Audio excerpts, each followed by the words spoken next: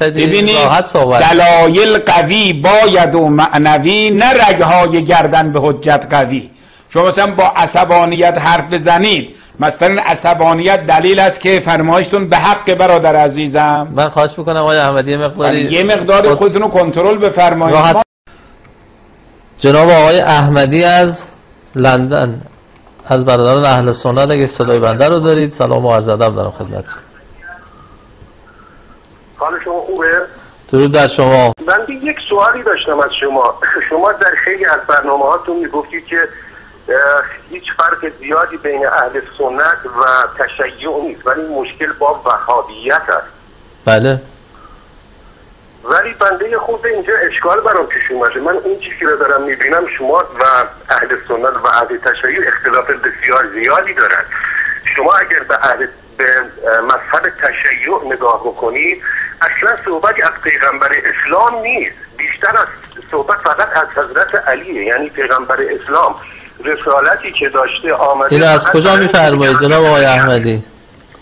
بله؟ اینو از کجا میفرمایید؟ یعنی ما روایات و احادیث، من همیشه در صحبت شما، در نیایش، در دعاتون فقط صحبت از حضرت علیه. من تا حالا ندیدم شما از پیغمبر اسلام صحبت بکنید. آها. اینی که ما این همین امشب من چند تا روایت از پیغمبر اکرم خواندم. همین امشب اگر بیننده برنامه بودید، من چندین روایت از نبی مکرم، از امام صادق از نبی مکرم خواندم.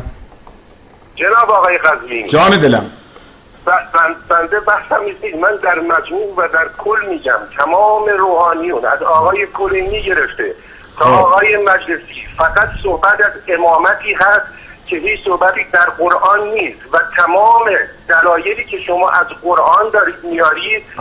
شما کتاب کافی را چقدر خواندید آقای احمدی؟ شما کتاب کلینی رو چقدر خواندید؟ من نمیگم خواندم. خب وقتی شما نخواندید چرا دارید قضاوت میکنید برادر بزرگوار؟ اولا شما کتاب کلینی رو نخواندید، کتاب مجلسی رو هم در عمرتون ندیدید. وقت اینطور قضاوت میکنید، من عذر میخوام فردای قیامت اگر کلینی مجلسی از شما گلایه کنن پاسخی هم دارید شما؟ اجازه بدید آقای قزوینی، شما اگر یک لحظه به بندن اجازه بدید منم ببینید شما از ابتدا آمدید. ببینید عزیز دل من، ببینید جناب آقای احمدی بزرگوار، از همون ابتدا که شما دارید شروع میکنید، آقا شما چرا از پیغمبر روایت نمیخوانید؟ من درسم همین امشب چند تا روایت از پیغمبر من خوندم. خب این بس معلومه که فرمایشتون فرمایش درستی نیست جناب آقای احمدی بزرگوار. حالا بفرمایید فرمایشتون، من جواب میدم. بنده نمیگم که اهل تشیع نگفتم که به حضرت محمد اعتقاد ندارن. بله. بنده میگم تمام روایاتی که آقای کلینی و آقای مجلسی و جناباری و تمام اهل تشیع از پیغمبر برای مذهب اهل شیعه تعریف میکنن، فقط بس اینجا اینه که امامت حضرت علی رو از طرف خدا بدونن. یعنی پیغمبر اسلام آمده که فقط بگه امامت حضرت علی حقه. بنده که نمیگم شما ها اعتقاد به حضرت محمد دارن، بنده هم چیزی نزدم، همچی صحبتی نکردم. اتفاقا میدونی این نکتهش در کجاست های احمدی؟ نگاه کنید برادر اهل سنت ما فقط حضرت رسول رو دارن. ما ائمه اطهار رو داریم، ائمه دوازدگانه رو، و اینها خودشون هم به صراحت گفتن که ما هر حدیثی رو میگیم من از پدرم از پدرش تا ختم میشه به حضرت رسول. یعنی میگه همه سلسله روایات ما از حضرت رسول هست. ولی چون عزیزان اهل سنت فقط معصوم رو از پیغمبر بیشتر نداشتن و دیگه فقط از ایشون بوده، همه روایاتشون از حضرت رسول هست. ما هم همه روایاتمون از حضرت رسول با سلسله روایاتی که ائمه علیهم السلام از حضرت امیر گرفته تا حضرت حجت، اینها اومدن و بیان کردن. این تفاوت ماست. و الا ما در اصولمون که با اهل سنت ما قبلمون یکی، کتابمون یکی، پیغمبرمون یکی، قرآنمون یکی، از تو بحث فروعات با هم اختلافات داریم، بحث امامت با هم اختلافات داریم و این اختلاف فاحشی نیست. ولی وهابیت واقعا فرق میکنن که حالا ما همیشه هم این رو داریم عرض میکنیم خدمت شما. بله؟ شما چرا یا محمد نمیگید؟ چرا همه یا علیه؟ آخه شما در آقای بزرگوار، آقای احمدی عزیز، همین در دعای فرج ما میگیم یا محمد یا علی، یا علی یا محمد، اکفیانی فانکما کافیان، منصرانی فانکما ناصران. این دلیل بر از که فرمایش حضرت علی خلاف واقعه. تمام نیایش شما درباره علیه، جان درباره پیغمبر نیست. پس این همین دعای فرجی که خونده شد چی؟ نه من نمیگم شما خون، میگم در مجموع در کل دارم صحبت میکنم. من نمیگم چی شد، ولی تمام بحث شما درباره اینه که ابوبکر و عمر و عثمان اینا قاصب بودن و امامت مال حضرت علیه، در صورتی که تمام قرآن رو شما بیارید به صراحت اسم حضرت علی به عنوان خلیفه نیست. خب حالا شما آقای احمدی جان، جناب احمدی، آقای احمدی جان، شما بزرگواری کنید. آقای احمدی شما بزرگواری کنید اون آیاتی که اسم آقای ابوبکر و عمر آمده به ما راهنمایی کنید. ما از امشب چند شب برنامه میگذاریم آیاتی که اسم آقای ابوبکر و عمر آمده اونها رو برای مردم بیان میکنیم. نیامده، من میگم نیامده. خب. نه اسم ابوبکر اومده نه اسم عمر به صراحت اسم هیچ کدوم از اینا، چون هیچ کدوم از اینا پیغمبر نیستن. بله. پیغمبر در قرآن حضرت محمد صلی الله علیه و سلم از خاتم انبیا هست. تمام شد. شما برای من یک دلیل بیارید که اونجا نوشته که حضرت علی کرم الله وجهه بعد از پیغمبر امامت از طرف خدا به ایشون داده شده. من بحث اهل سنت رو بر میکنم، ایرادی نداره. همین الان بیارم براتون، همین الان بیارم خدمتتون برادر عزیزم. جان نه اینکه دلیل بیارید بگید انت بمنزلتی من هارون. نه عزیز من، روایت من میارم. پیغمبر فرمود علی انت خلیفتی برای فی کل مؤمن من بعدی. روایت صحیح هم هست. جان حدیث این در قرآن نیست. این حدیث جناب آقای رسولی، این حدیث این. خب روایته. مگر حدیث ضد قرآنه؟ نه نمیگم ضد قرآن. مگر قرآن نمیگه فما آتاکم الرسول فخذوه؟ قرآن میگه فما آتاکم الرسول فخذوه، هر چه پیغمبر میگه شما عمل کنید. شما در مجموع بخاری و مسلم رو اگر نگاه بکنید همش متن عمره، همش متن ابوبکر، همش متن علیه. هیچ کدوم از این کتابا در مجموع اگه شما نگاه بکنید هیچ کدوم حضرت ابوبکر و حضرت عمر و حضرت عثمان و حضرت علی رو رد نمیکنن. میگه اینا خلفای راشدین بودن. ببین عزیز من، آقای احمدی جان، ببین با این عصبانیت میخوای حرف بزنی، هیچ اصلا و ابدا کار به جایی نمیبری عزیز من. ببینید دلایل قوی باید و معنوی، نه رگهای گردن به حجت قوی. شما مثلا با عصبانیت حرف بزنید، مثلا عصبانیت دلیل است که فرمایشتون به حق برادر عزیزم. من خواهش میکنم آقای احمدی یه مقدار خودتون رو کنترل بفرمایید. ما در خدمتتون برادر کوچیک در خدمت شما هستیم. خیلی به جناب علی احترام میذارم، خدا شاهده این حق دارم میگم. من یعنی من ترسی دارم نه که من جناب علی رو خیلی هم دوست دارم. خدا خیلی دوست دارید شما، بزرگوارید شما، ولی نفاقی در اینجا داره ایجاد میشه. ببین عزیز دل من یک سوالی از شما بکنم. آیه 40 سوره توبه از هما فی الغار در حق کی نازل شده؟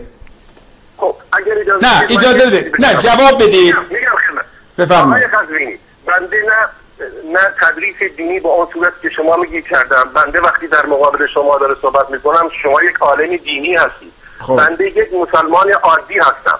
خب ببینید اطلاعات خیلی مختصری دارم، ولی آنچه که من از دین اسلام برداشت کردم و عقیده من جناب آقای احمد، ببین عزیز من، ببین اون وقتی که میخوای بگی آقا علامه مجلسی از پیغمبر حرف نزده، کلینی حرف نزده، گویا این که برای شما کنم حضرت علی سالها کتاب علامه مجلسی و کلینی رو قرائت فرمودید، وقتی میاد بحث علمی سوال میشه میفرماید من یک مسلمان عادی هستم. من یک سوال عادی کردم از حضرت علی، گفتم این آیه 40 سوره توبه، آیه غار در حق کی نازل شده از دیدگاه شما عزیزان اهل سنت؟ من کسی که تا اونجا که ما کسی که باشیم بوده حضرت ابوبکر. ای زنده باد، خدا اموات شما را بیامرزه. آیا اسم ابوبکر در آیه غار اومده یا نیومده؟ نه نیامده. نه خب از کجا شما میگید در حق حضرت ابوبکر؟ نه من میگم صاحب غار، یعنی کسی که در غار بوده. خب روایاتی که ما داریم میگن ابوبکر با ایشون بوده. ای زنده باد، ای مرحبا، تازه اومدی سر خط. حالا اومدی سر خط. همون روایاتی که میگه مراد از آیه غار از هما فی الغار و قال لصاحبه لا تحزن مراد ابوبکر بوده، همون روایت هم میگه آقا انما ولیکم الله و رسوله والذین آمنوا الذین یقیمون الصلاة علی بن ابی طالب بوده. اگر درباره آیه غار یک روایت شما دارید، آقای آلوسی از علمای بزرگ اهل سنت در کتاب تفسیرشون جلد 6 صفحه 167 و صفحه 183 میگه آقا غالب الاخباریین معظم المحدثین علی ان هذه الآیه نزلت فی علی کرم الله وجهه. غالب اخباریین معظم محدثین ما گفتن این آیه در حق علی نازل شده. خب چطور شما آیه غار حدیث دارید که آقای ابوبکر باید بپذیرید، ولی درباره آیه انما ولیکم الله که حدیث است درباره علی اون نمیخواد بپذیرید؟ عزیز دل من نه من نمیگم نمیپذیرم آقای قزوینی، جان دلم من میگم گیرم حرف جناب علی درسته جناب آقای قزوینی. خب الان هر چیه ما باید چیکار بکنیم؟ ما باید بزنیم تو سر کله هم دیگه. عزیز تازه اومدی بازم آمدی آقا نقطه سر خط، یه نقطه بگذار این پاراگراف ها ببند. پس شما که میگید درباره علی نازل نشده آیه انما ولیکم الله، اجازه بدید عزیزم آقای احمدی جان، آیه انما ولیکم الله ما 30 تا روایت 40 تا روایت داریم در کتب اهل سنت در حق علی است. آیه یا ایها الرسول بلغ ما انزل الیک من ربک در حق علی نازل شده که حتی آقای آلوسی در مد آدرسارم به قدری گفتیم آقای احمدی جان دخترای 8-9 ساله شیعه هم حفظ کردن اینها را. اینی که دارم عرض میکنم آقایان نگن که بله فلانی حافظه چنین آقای خدمتی که من حافظه مثل چنانی ندارم هر روایت رو بگم. آقای آلوسی در تفسیرش جلد 6 صفحه 193 میگه عبدالله ابن مسعود میگو ما در زمان پیغمبر این آیه را اینطوری میخواندیم یا ایها الرسول بلغ ما انزل الیک من ربک ان علیا ولی المؤمنین و این لم تفعل فما بلغت رسالته. آیه الیوم اکملت لکم دینکم خطیب بغدادی از علمای بزرگ اهل سنت با سند معتبر در جلد 8 صفحه برای شما عرض کنم 284 میگه این آیه الیوم اکملت لکم دینکم در حق علی نازل شده. خب پس این پاراگراف را ما میبندیم، نقطه میگذاریم آخرش عزیز دل من. حالا نقطه سر خط، حالا فرمایش جدیدتون رو بفرمایید، در خدمت شما هستیم. جان دلم حالا میخوام به سر کله هم بزنیم، اینه توضیح بدید، اینم من جواب بدم خدمتتون. فرصت نمیدید آقای قزوینی. جان دلم یه فرصت من بدید. بنده میگم آنچه که شما دارید به استدلالی میکنید در رابطه با اینکه ابوبکر با پیغمبر گرامی در غار بوده خیلی فرق میکنه تا موضوع امامت. امامت یک موضوعی که به تمام مسلمان ها مربوط میشه. بودن آقای ابوبکر در غار یک مسئله خیلی جزئی است. ببینید خیلی فرق بین این تا این هست. یعنی به خاطر اینکه فرقش زیاد هست این روایت باطله؟ نه من نمیگم باطل هست، من اصلا بحثم باطل بودن روایت نیست. بحث بنده این هست که ما هیچ وقت به هیچ نتیجه نخواهیم رسید. اینجا بحث ما اینه که یک انسانی که مذهب شیعه رو داره یا یک انسانی که مذهب اهل سنت رو داره یا وهابی، هر کی از ما به هم دیگه نزدیک بشیم. اگر ما بیان بکوبیم بگیم عمر قاصد بوده علی بهتر بوده، یکی بیان بگه علی بد بوده اون یکی قاصد بوده، ما به هیچ جایی نمیرسیم، هیچ وقت هم نخواهیم رسید. خب آقای دورانی بودن، یک دورانی آمدن، تمام شده رفته. آقای احمدی ما الان رو باید بگیریم، ما الان در وضعیت آقای احمدی جناب آقای قزوینی. ببین آقای احمدی جان، ببینید عزیز من، این که آیا این اهمیت دارد چون اون اهمیت نداره، خودتونم فرمود ملاک نیست. اگر بناست گفتار پیغمبر حجت باشه برادر من فرقی نمی کند، این گفتار پیغمبر حجته. اهمیت دارد یا ندارد؟